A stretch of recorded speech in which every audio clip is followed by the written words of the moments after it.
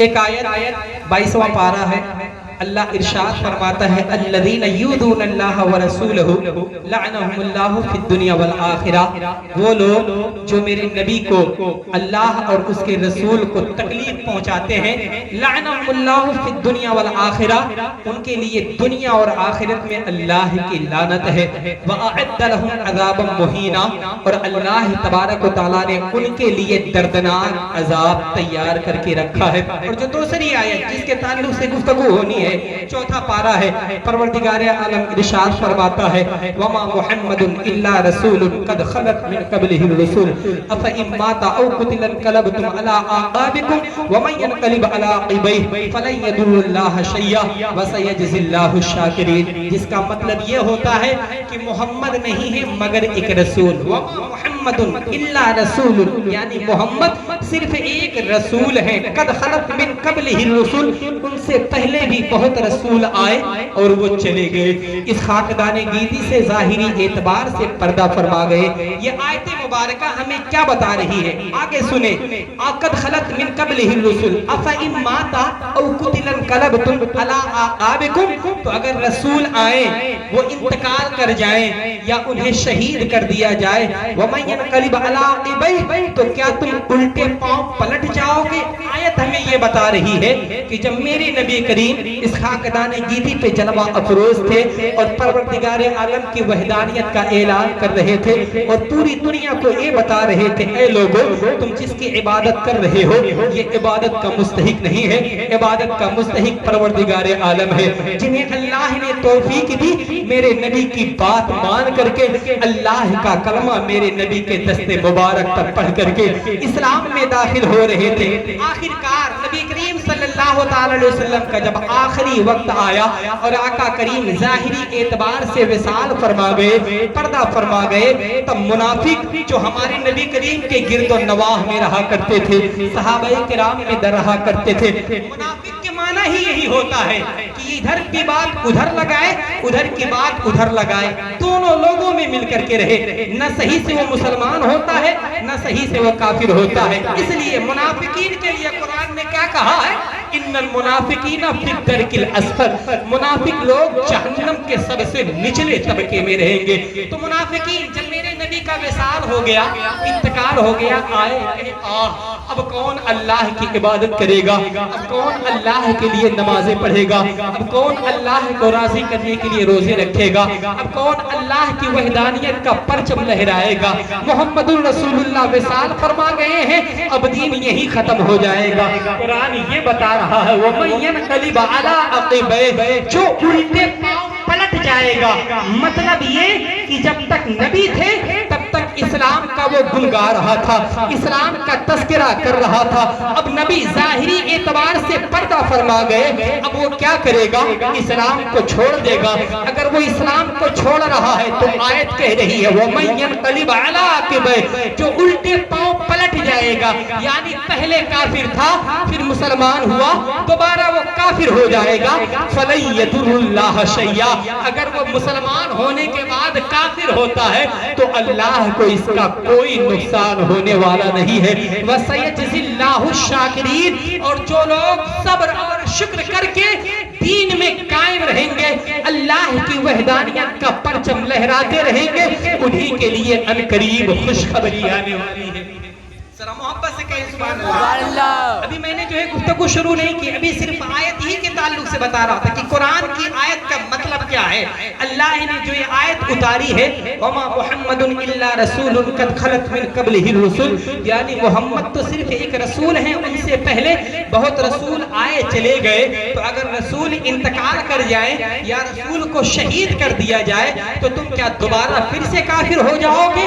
اگر کافر ہو جاؤ گے تو اس کا نقصان اللہ کو کچھ نہیں پہنچے گا۔ لیکن جو لوگ آقا کریم کے وصال کے بعد صبر اور شکر کر کے دین میں رہیں گے پھر ان کے لیے جو ہے بشارتیں ہیں، ان کے لیے خوشخبری ہے۔ پھر قرآن کی کئی آیت ہمیں یہ بتا رہی ہے، کہیں قرآن یہ کہہ رہا ہے ان الذین آمنوا وعملوا الصالحات سیجعل لهم الرحمن ودا، بے شک وہ لوگ جو ایمان لائے اور نیک عمل کیے پھر جان لیجئے ان کے دلوں میں اللہ ایمان کی روشنی پیدا فرمائے فرمائے گا. کہیں اللہ یہ کہہ رہا ہے ان الذین آمنوا وعملوا الصالحات کانت لہم جنات الفردوس نزلا. بے شک وہ لوگ جو ایمان لائے اور نیک عمل کیے تو انہیں جنت کے باغات مہمانی کے طور پہ ملیں گے. یہ آیت مبارکہ میں بشارتیں دے رہی ہے ہمیں جو ہے اسلام میں قائم رہنے کا درس دے رہی ہے, استقامت فی الدین کا ہمیں یہ درس دے رہی ہے. کون یہ آیت مبارکہ؟ لیکن چونکہ یہ محفل ذکر شہدائے کربلا کی یاد میں سجائی گئی ہے, اب میں اس ٹاپک پہ آتا ہوں اور المختصر انداز میں اپنی گفتگو کو ختم کر کے جو ہے میں آئے ہوئے مہمان کو پورا وقت دینا چاہتا ہوں. الحمدللہ ذکر شہدائے کربلا کی ہم اور آپ محفل سجا رہے ہیں. یہ محفل سجانا آج کی ایجادات نہیں ہے. جب محرم الحرام کا مہینہ آتا ہے تو جو لوگ امام حسین سے شہدائے کربلا سے محبت رکھتے ہیں وہ 10 روزہ محفل کا انعقاد کیا کرتے ہیں.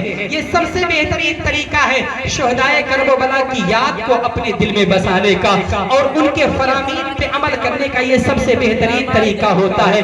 لیکن کچھ لوگ یہ کہتے ہیں کہ کیا ضرورت ہے بار بار ہر سال ذکر شہدائے کربلا کی محفل سجانے کی؟ ایک بار کربلا ہو گیا, آپ نے ایک بار تذکرہ سن لیا, کیا ضرورت ہے بار بار اس تذکرے کو کرنے کی اور اسی تذکرے کو سننے کی؟ میں کہتا ہوں چلو ٹھیک ہے, آپ یہ کہہ رہے ہیں کیا ضرورت ہے بار بار اس تذکرے کو کرنے کی اور اس کے لیے محفل کو سجانے کی؟ اگر اس کے لیے محفل سجائی جا رہی ہے اور لوگ محفل میں آ رہے ہیں اور ذکر شہدائے کربلا سن رہے ہیں تو اس سے یہ معلوم چل رہا ہے, پتہ چل رہا ہے کہ ذکر شہدائے کربلا نہ سننے میں پرانا لگتا ہے اور نہ سنانے میں پرانا لگتا ہے. یہ بہترین طریقہ ہے کربلا کی یاد کو اپنے دل میں بسانے کا. اور یقیناً ہم سنیوں کا مقدر ہے, ہم سنیوں کا کتنا بہترین مقدر ہے کہ سال کیسا بھی ہو, مہینہ کیسا بھی ہو, موسم کیسا بھی ہو, جب دل میں آتا ہے تو کربلا والوں کی محفل سجا کر کے ذرا محبت سے کہیں سبحان اللہ. کچھ لوگ تو یہ کہا کرتے ہیں حسین 1 محرم سے 10 محرم تک کا ہے, صرف 10 دنوں کا حسین ہے. لیکن میں ان سے کچھ نہیں کہنا چاہتا ہوں, صرف اتنا کہنا چاہتا ہوں اے لوگوں تم نے امام حسین کو صحیح طریقے سے جانا نہیں ہے, امام حسین کو صحیح طریقے سے مانا نہیں ہے. تم یہ کیسے کہہ سکتے ہو کہ حسین صرف محرم الحرام کے مہینے کا ہے یا حسین 1 محرم سے 10 محرم الحرام کا مہینے تک کا ہے, 10 دنوں تک کا ہے. قسم خدا کی آؤ اپنے اسلاف کی سیرت کو پڑھو, امام حسین کے فرامین کو دیکھو تو آپ کو یہ پتا چلے گا کہ سال کے 365 دن امام حسین کے ہیں, سال کے 12 مہینے امام حسین کے ہیں, ہر مہینے کا ہر ایک دن امام حسین کا ہے, ہر دن میں ہر وقت کی پڑھی جانے والی نماز امام حسین کی ہے, ہر سجدہ حسین کا ہے, ہر تسبیح حسین کی ہے, ہر تلاوت حسین کی ہے. تو پھر تم سے کس نے یہ کہہ دیا کہ امام حسین صرف 10 دنوں کا ہے؟ یہ اپنے اپنے عقیدے کی بات ہے. کچھ لوگ امام حسین کو 10 محرم الحرام تک مانتے ہیں, کچھ لوگ امام حسین کو محرم الحرام کے پورے مہینے تک مانتے ہیں, کچھ لوگ امام حسین کو قبر تک مانتے ہیں. جو لوگ امام حسین کو قبر تک مانتے ہیں وہ عشق حسین میں اعلیٰ حضرت کا یہ شعر پڑھتے ہیں اور جھوم کر کے کہتے ہیں تیری نسل پاک میں ہے بچہ بچہ نور کا, تو ہے نے نور تیرا, بلند آواز سے تو ہے نے نور تیرا, سب گھرانہ نور کا. قسم خدا کی کتنے کم بخت لوگ ہیں جو میرے حسین کی اس محفل سجانے کو شرک قرار دیتے ہیں, امام حسین کے نام پہ سبیل پلانے کو شرک قرار دیتے ہیں, امام حسین کے نام پہ کھچڑا کھلانے کو شرک قرار دیتے ہیں, امام حسین کے نام پہ فاتحہ خوانی کرنے کو شرک قرار دیتے ہیں, امام حسین کے نام پہ میلاد خوانی کو شرک قرار دیتے ہیں, امام حسین کے نام پہ قرآن خوانی کو شرک قرار دیتے ہیں. میں ان سے یہ کہنا چاہتا ہوں اے بدعقیدو, تم نے امام حسین کو جانا نہیں ہے, تم نے امام حسین کو مانا نہیں ہے. پہلے تو تعصب کا عینک اپنی نگاہ سے ہٹا کر کے مصطفیٰ کے شہزادوں کے دیکھ.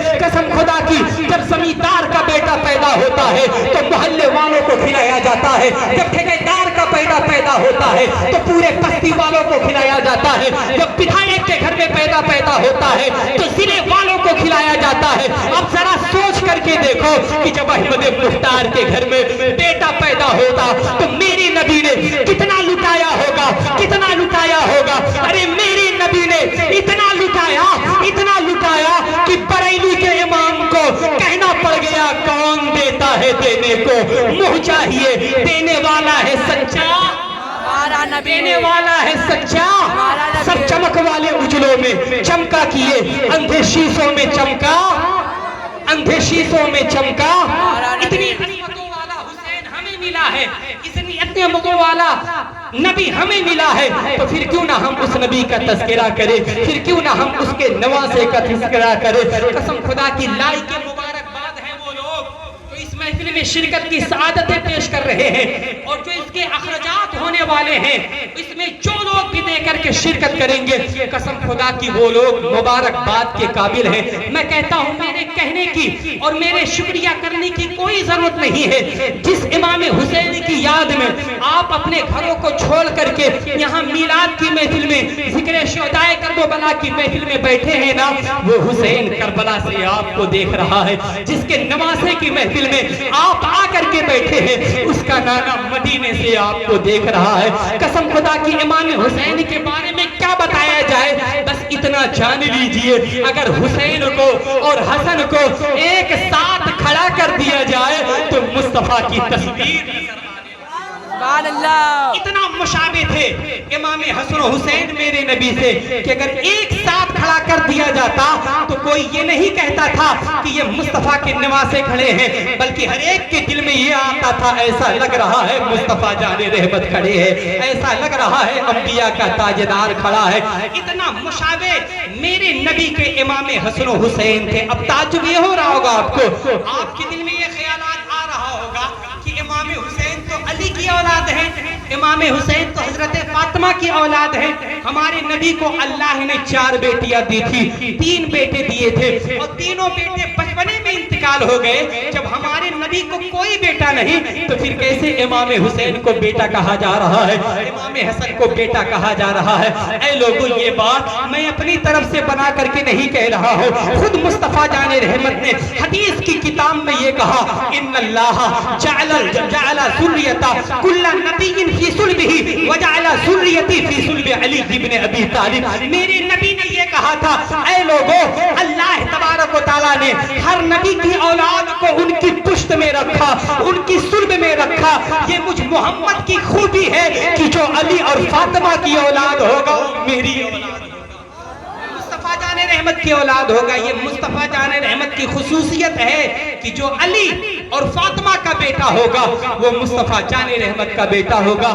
تو جب حضرت امام حسن و حسین علی اور فاطمہ کے بیٹے ہوئے تو بتاؤ میرے نبی کے بیٹے ہیں کہ نہیں ہیں؟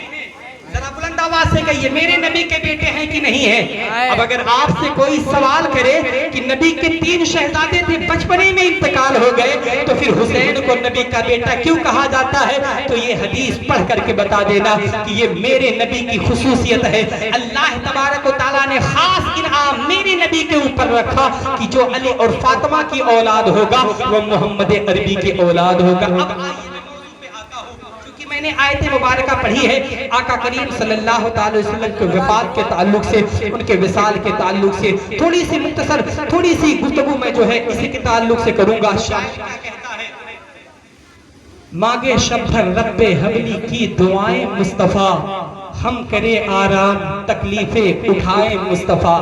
مانگے شب بھر رب حبلی کی دعائیں مصطفیٰ، ہم کرے آرام تکلیفیں اٹھائے مصطفیٰ۔ بعد تخلیق دو عالم خالق کل نے کہا، ہم نے تو دنیا بنا دی اب چلائے مصطفیٰ، ہم نے تو دنیا بنا دی اب چلائے مصطفیٰ۔ آپ کو معلوم ہوگا، آپ کیا جاہل سے جاہل انسان کو یہ معلوم ہے کہ جب میرے نبی اس دنیا میں پیدا ہوئے تھے، اس خاکدان گیتی پہ جنم لیا تھا، تو جنم لیتے ہی میرے نبی کے مبارک لب سے ایک الفاظ نکلا تھا، ایک ورڈ نکلا تھا۔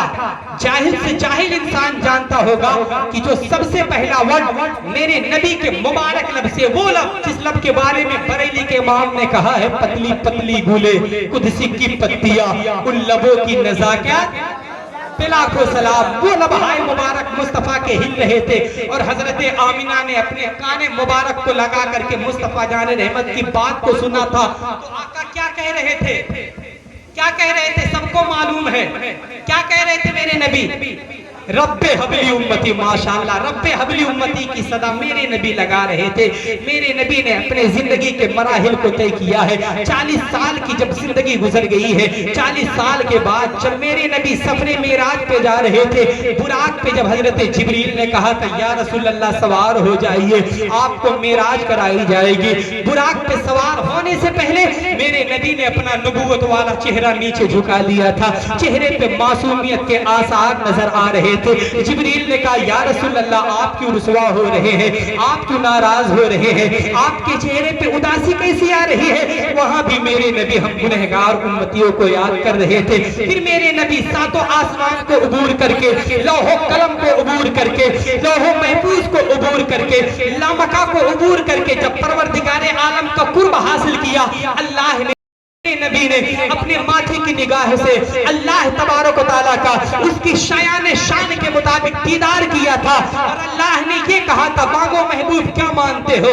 वहां भी मेरे नबी ने रब्बे हबली उम्मती की सदाएं लगाई थी। जब मेरे नबी अपनी 63 साल जिंदगी को कंप्लीट करके कब्र अनवर में जा रहे थे, जो आखिर में सहाबी निकले थे जिनका नाम हजरत कुसुम इब्ने अब्बास था, जब उन्होंने आपके चेहरे मुबारक को खोला था, फिर देखा वही लब हिल रहे थे। फिर कान लगा करके जब हजरत कुसुम इब्ने अब्बास ने सुना था, फिर वही आवाज आ रही थी रब्बे हबली उम्मती। अब बताओ, जो नबी पैदा हो रहा है, हम गुनहगारों को याद कर रहा है, मेराज पे जा रहा है, गुनहगारों को याद कर रहा है, रब का दीदार कर रहा है, गुनहगारों को याद कर रहा है, कब्र अनवर में जा रहा है, हम गुनहगार उम्मतियों को याद कर रहा है। जिस नबी ने अपनी पूरी जिंदगी हमारे और आपके मगफिरत की दुआ करने में गुजारी है। खुद हजरत आयशा सिद्दीका कहती हैं कि आका करीम ने कभी एक रात पूरी कंप्लीट एक रात नबी करीम सल्लल्लाहु अलैहि वसल्लम ने चैन से नहीं गुजारी, यानी चैन से मेरे नबी नहीं सोए। हर रात में गुनहगार उम्मतियों के लिए दुआ किया करते थे और रो रो करके मेरे नबी हम गुनहगार उम्मतियों को दुआ करते थे और परवरदिगारे आलम से ये कहा करते थे मौला मेरी उम्मत बड़ी गुनहगार है, मेरी उम्मत बड़ी खताकार है, मेरी उम्मत के मामलात मेरे हवाले कर देना। रब्बे हबली उम्मती की सदाएं मेरे नबी बार बार लगाया करते थे। फिर परवरदिगारे आलम का फरमान आता है कि जो गुनहगार होगा, जो सियाकार होगा, जो खताकार होगा, मैदान महशर में तुलसिरात को जहन्नम की पुष्ट पर बिछाया जाएगा और सबको उसी से गुजारा जाएगा। जो सियाकार और खताकार होगा वो कट करके जहन्नम में गिर जाएगा, जो मुस्तफा का वफादार होगा तुलसिरात को पार करके जन्नत में चला जाएगा। जब ये बात मेरे नबी ने परवरदिगारे आलम से सुनी है, आंखें अश्कबार हो जाती है, दिल छोटा हो जाता है, चेहरे पे मासूमियत के आसार जाहिर होने लगते हैं। आका सोचते हैं मेरी उम्मत तो बड़ी खताकार है, मेरी उम्मत तो बड़ी सियाकार है, मेरी उम्मत तो बड़ी गुनहगार है। अगर मेरी ये उम्मत तुलसिरात से कट करके जहन्नम में गिरेगी तो मुझे बड़ी तकलीफ होगी, मुझे बड़ा दर्द होगा। अब सुनिए ये बात मेरे नबी कहाँ सोच रहे हैं? मदीना तैयबा में सोच रहे हैं। वो मदीना जो मेरे नबी को दिलो जान से प्यारा है, वो मदीना जिसकी दरो दीवार से मेरे नबी प्यार किया करते थे, वो मदीना जब मेरे नबी बाहर से सफर करके आते थे, जब मदीना करीब आता था और उसके दरो दीवार दिखाई देने लगते थे, आका करीम घोड़े की पुष्ट पर बैठ करके अपने बाजुओं को फैला देते थे, घोड़े को और तेज भगाते थे। जब धूल उड़ती थी जिसमें मुबारक पे बैठती थी, सहाबाए किराम के जिस्म पे बैठती थी, सहाबा जब धूल हटाते थे तो नबी इरशाद फरमाते थे ऐ मेरे सहाबा, ये मेरे मदीना की मिट्टी है, ये मेरे मदीना की धूल है, इसे अपने जिस्म से जुदा ना करो, इसे अपने जिस्म से ना हटाओ, बल्कि इस मिट्टी में अल्लाह ने शिफा रखी है। अब बताओ, जो नबी मदीना से इतना प्यार करता है, मदीने की दरो दीवार से इतना प्यार करता है, मदीने के गर्दो गुबार से इतना प्यार करता है, अब बताओ वो नबी मदीना छोड़ सकता है? नहीं छोड़ सकता है। लेकिन जहां एक तरफ मेरे नबी मदीना से भी इंतहा प्यार करते थे, वही दूसरी जानिब मदीना से कहीं ज्यादा प्यार हम गुनहगार उम्मतियों से किया करते थे। जब अल्लाह का ये फरमान आया कि जो मेरा उम्मती गुनहगार होगा, सियाकार खताकार होगा, उसे पुलसिरात पे गुजारा जाएगा, जो खताकार होगा कट करके जहन्नम में गिर जाएगा। कसम खुदा की, अल्लाह का ये फरमान जब नबी ये آخر الزمان نے سنا ہے چہرے پہ مایوسی کے آثار نظر آتے ہیں.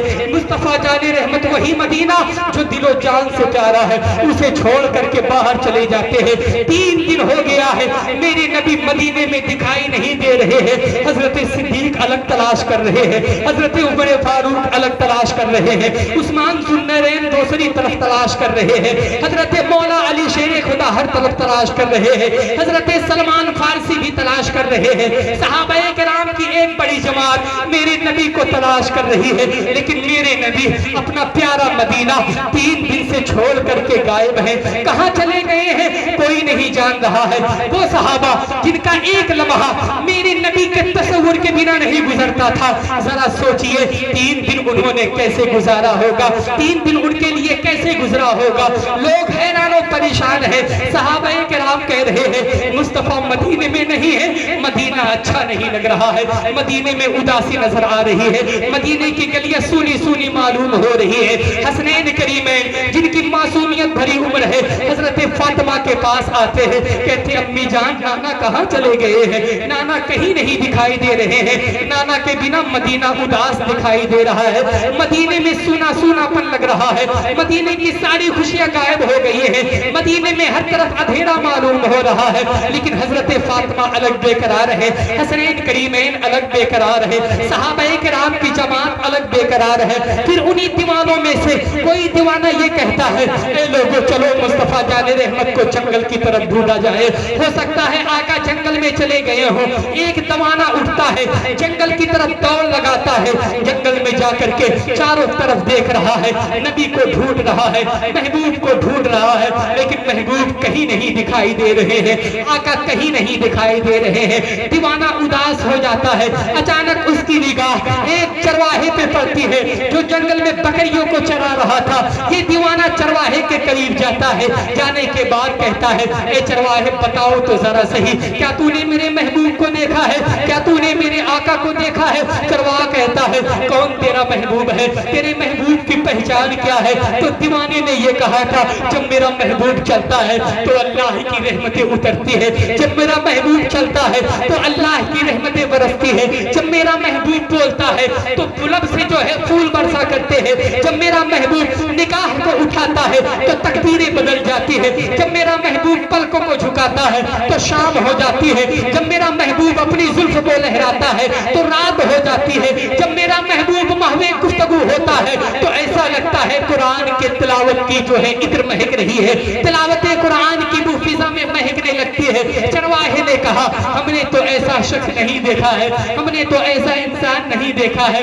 ہاں مگر 3 دن سے وہ جو سامنے غار دکھائی دے رہا ہے, ایک شخص اس غار میں آ کر کے اتنے درد بھرے انداز میں روتا ہے, اتنے درد کے ساتھ روتا ہے, اتنی تکلیف کے ساتھ روتا ہے کہ میری بکریاں اپنا چرنا چھوڑ دیا کرتی ہیں, میری بکریاں چرنا بھول جایا کرتی ہیں اور غار کے دروازے پہ جاتی ہیں, اپنے چہرے کو رکھ کر کے مصطفیٰ جان رحمت کے رونے کو دیکھ کر کے میری ساری بکریاں رونے لگتی ہیں. اب میں کیا کروں, کچھ سمجھ میں نہیں آتا ہے. حضور غار میں روتے ہیں, بکریاں غار کی دہلیز پہ روتی ہیں.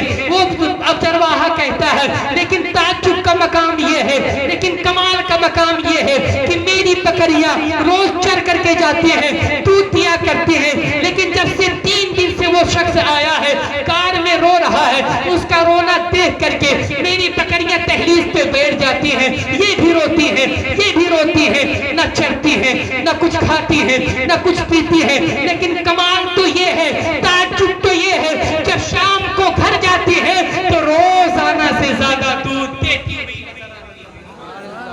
جب شام کو گھر جاتی ہیں نہ کچھ کھاتی ہیں نہ کچھ پیتی ہیں, لیکن دودھ روزانہ سے زیادہ دیا کرتی ہے. وہ دیوانہ سمجھ جاتا ہے یہ کمال کسی اور کے اندر نہیں ہو سکتا ہے, یہ کمال میرے محبوب کے اندر ہو سکتا ہے, یہ کمال آمینہ کے لال کے اندر ہو سکتا ہے, یہ کمال اس کے اندر ہو سکتا ہے جس کے بارے میں بریلی کے امام نے کہا ہے آنکھ جس سمت اٹھا کلی کر دیا مجھے پہرے سخاوت بلاخ و سلام. یہ وہی ہو سکتا ہے جس کے بارے میں بریلی کے امام نے کہا ہے ان کی مہک نے دل کے گنچے کھلا دیے ہیں, جس راہ چل دیے ہیں کوچے بسا دیے ہیں. جب آ گئی ہے جوش رحمت پہ ان کی آنکھیں چلتے بجھا دیے ہیں, روتے ہنسا دیے ہیں. میرے کریم سے گر قطرہ کسی نے مانگا دریا بہا دیے ہیں، دربے بہا دیے ہیں، اللہ کیا جہنم اب بھی نہ سرد ہوگا، رو رو کے مصطفیٰ نے دریا بہا دیے ہیں۔ دیوانہ دوڑ کر کے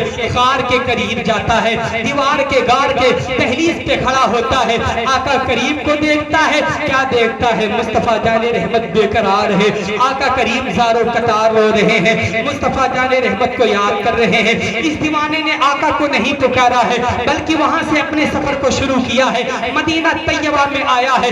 آنے کے بعد ابو بکر کو بلاتے ہیں، عمر فاروق کو بلاتے ہیں، عثمان ذو النورین کو بلاتے ہیں، مولا علی شیر خدا کو بلاتے ہیں، سلمان فارسی کو بلاتے ہیں، صحابہ کرام کی مبارک جماعت کو بلایا جاتا ہے اور یہ کہا جاتا ہے ہم نے سرکار کو ڈھونڈ لیا ہے۔ حضرت صدیق اکبر کہتے ہیں کہاں سرکار ہے؟ عمر فاروق کہتے ہیں کہاں سرکار ہے؟ تو وہ دیوانہ کہتا ہے سرکار غار کے اندر موجود ہے۔ صحابہ کرام کی ایک لمبی جماعت دوڑ کر کے غار پہ جاتی ہے، سارے صحابہ کرام ایک زبان کہتے ہیں یا رسول اللہ لوٹ چلیے، مدینہ آپ کے بغیر سنا لگ رہا ہے، مدینے میں بالکل بھی اچھا نہیں لگ رہا ہے، مدینے میں ہر طرف اداسی نظر آ رہی ہے، یا رسول اللہ لوٹ چلیے۔ لیکن میرے نبی ہیں، کہتے ہیں اے میرے صحابہ آج میری امت اور آج پروردگار عالم اور میرے درمیان میری گنہگار امت کا معاملہ ہے، آج میں نے ضد کر لی ہے جب تک اللہ تبارک و تعالی میری امت کے معاملات کے تعلق سے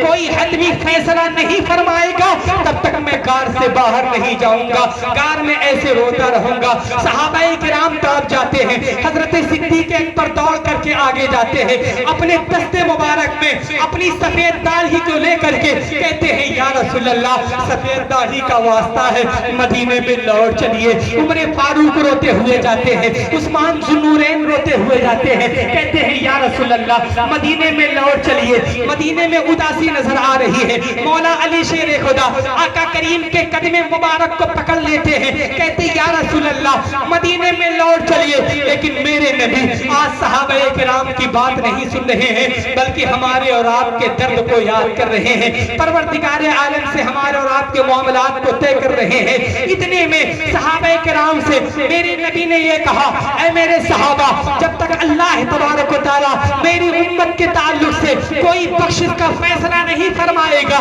تب تک میں غار میں روتا رہوں گا، تب تک میں غار میں سجدہ کروں گا۔ اتنے میں سلمان فارسی دوڑ کر کے آتے ہیں، کہتے ہیں اے لوگوں ایسے سرکار کو نہیں مدینہ لے جا سکتے ہیں، میرے پاس ایک طریقہ ہے، اگر اس طریقے کو اپنایا جائے گا تو سرکار ضرور مدینہ تشریف لے جائیں گے۔ سب نے بیک زبان کہا کون سا طریقہ ہے؟ حضرت سلمان فارسی نے کہا ہے جتنے یہاں موجود ہیں سب لوگ اپنی بیویوں کو، سب لوگ اپنی بیٹیوں کو یہ حکم دو کہ حضرت فاطمہ الزہرا کے دہلیز پہ جائے، سیدہ ظاہرہ کے دہلیز پہ جائے، طیبہ طاہرہ کے دروازے پہ جائے اور ان کو یہ بتائے کہ یا رسول اللہ جو آپ کے بابا ہیں وہ غار میں مل گئے ہیں۔ دوڑ کر کے عورتوں کی جماعت سیدہ فاطمہ کی دہلیز پہ جب پہنچتی ہے، پہنچنے کے بعد سب نے بیک زبان کہا ہے اے سیدہ فاطمہ مصطفیٰ جان رحمت کا پتہ چل گیا ہے۔ اتنا بات سننا تھا، حضرت فاطمہ عالم بے قرار میں آتی ہیں،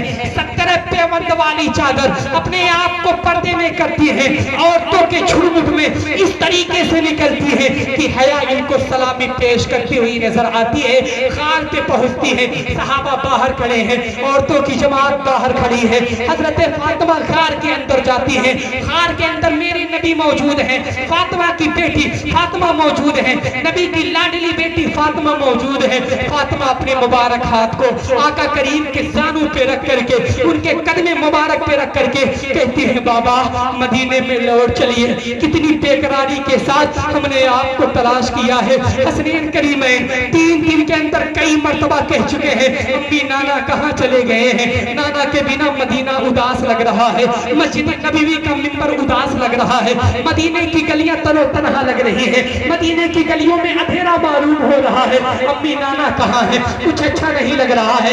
حسنین کریمین الگ تڑپ رہے ہیں، فاطمہ زہرا الگ بے قرار نظر آ رہی ہے۔ اتنے میں فاطمہ الزہرا نے کہا یا رسول اللہ آپ کے شہزادے آپ کو بلا رہے ہیں، مدینے میں چلیے۔ میرے نبی نے اپنی لاڈلی بیٹی سے کہا تھا اے میری بیٹی، اے میرے لگتے جگر، میں نے آج تک تمہاری کوئی بات نہیں کاٹی ہے لیکن آج میری امت اور پروردگار عالم کا فیصلہ ہونے والا ہے. جب تک اللہ تبارک و تعالیٰ میری امت کے تعلق سے کوئی مستعد جافزہ نہیں سنائے گا تب تک محمد عربی غار میں اسی طریقے سے روتا رہے گا, اسی طریقے سے بلکتا رہے گا, اسی طریقے سے تڑپتا رہے گا. حضرت فاطمہ نے کہا تھا بابا جب حسین پیدا ہوئے تھے تو آپ نے اپنی گود میں حسین کو لے کر کے یہ کہا تھا میرا بیٹا یہ حسین ہے جسے میدان کربلا میں بڑی بے دردی کے ساتھ اور بڑی تکلیف کے ساتھ, شدت تکلیف کے ساتھ اسے قتل کیا جائے گا, اسے شہید کیا جائے گا, لیکن میرا بیٹا شہید تو ہو جائے گا, اسلام کے پرچم کو کبھی جھکنے نہیں دے گا, اسلام کے علم کو کبھی گرنے نہیں دے گا. حضرت فاطمہ کہتی ہے اے بابا جان جب قیامت کا میدان ہوگا آپ کی گنہگار امت ہوگی تو میں اسی میدان قیامت میں اپنے بیٹے حسین کا خون میں لگ کر میدان کربلا کا وہی کپڑا لے کر کے آؤں گی اور اللہ تبارک و تعالیٰ سے کہوں گی اے مولا یہ وہ کپڑا ہے جس کپڑے کو پہن کر کے میرے بیٹے نے تیرے اسلام کی حفاظت کی ہے, میرے بیٹے نے تیرے کلام کی حفاظت کی ہے, میرے بیٹے نے تیرے قرآن کی حفاظت کی ہے. اسی کپڑے کا واسطہ میرے بابا کی گنہگار امت کی بخشش فرما دے, ان کے لیے کوئی مستعد جافزہ سنا دے, ہو سکتا ہے اللہ بخشش فرما دے. میرے نبی کہتے ہیں اے بیٹی فاطمہ وہ بڑا بے نیاز ہے, اگر اس نے پھر نہیں بخشا تو حضرت فاطمہ نے کہا اگر بات ایسی ہے تو میں بھی اب سجدے میں جا رہی ہوں, جب تک امت کے حق میں کوئی فیصلہ نہیں آئے گا تب تک میں اپنے سر کو نہیں اٹھاؤں گی. اتنا کہہ کر کے فاطمہ سجدے میں جانے والی تھی, اتنے میں جبریل امین آ جاتے ہیں, روح الامین آ جاتے ہیں, طائر سدرہ آ جاتے ہیں, کہتے ہیں یا رسول اللہ بیٹی آپ کے پاس آئی ہے, آپ کی تحریر کے پاس آئی ہے, آپ سے کچھ مانگ رہی ہے, کچھ کہہ رہی ہے, کیوں مان نہیں لیتے ہیں؟ بیٹیوں کو خالی ہاتھ نہیں لوٹایا جاتا ہے, ان کے دامن کو گوہر مراد سے بھر دیا جاتا ہے. اتنے میں حضرت جبریل نے یہ بھی کہا تھا جو اللہ کی جانب سے انہیں حکم ملا تھا. جبریل یہ کہہ رہے تھے اے فاطمہ قیامت کا میدان ہوگا, تمہارے نانا بھی موجود ہوں گے, حسنین کریمین بھی موجود ہوں گے, گنہگار امت بھی موجود ہوگی. اس قیامت کے میدان میں حضرت فاطمہ کا صرف اتنا کام ہوگا کہ حضرت فاطمہ اپنے ہاتھ کو اٹھا کر کے گنہگار امتیوں کے حق میں دعا کرے.